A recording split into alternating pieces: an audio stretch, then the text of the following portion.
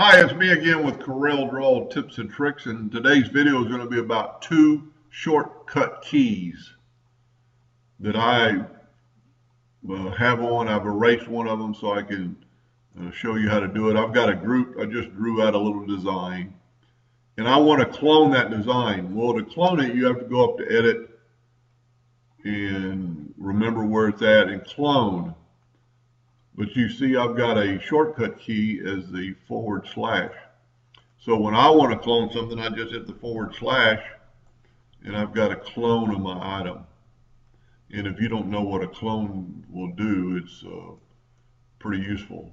You can change the size and shape and on and on. The other one is, let's just get rid of our clone there, is to, and I just erase this, when I want to power clip this into an object, I've got to go to Object, so there's 1 click, 2 click, and then 3 clicks to place inside frame, and then I get that.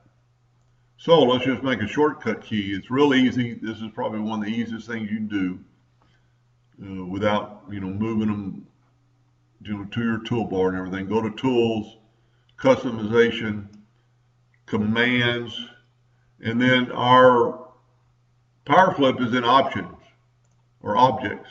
Sometimes it's going to show you this.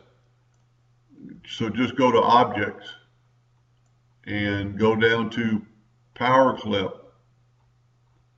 and right there, place inside container, and then hit shortcut keys. And it's going to tell you if anything's assigned. So we're just going to use the letter F because it's not assigned anything. And we're going to assign it, and it puts it down here, and then we're going to put OK. So now instead of going up here to Object, Power Clip, over to Place Inside Frame, all I have to do is hit the letter F, and I get my power clip arrow. So it's that quick. Saves you a little bit of time if you use power clipping a lot. And if you don't use it a lot, sometimes people, they forget where things are. And it's pretty cool.